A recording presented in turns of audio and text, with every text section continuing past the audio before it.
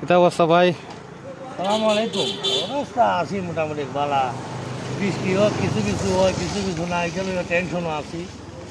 কীভাবে জ্বালা বালানি কিংবা জমিন লাগানি গেলে একটু টেনশন আছে। আর এখানেও একটা গাছ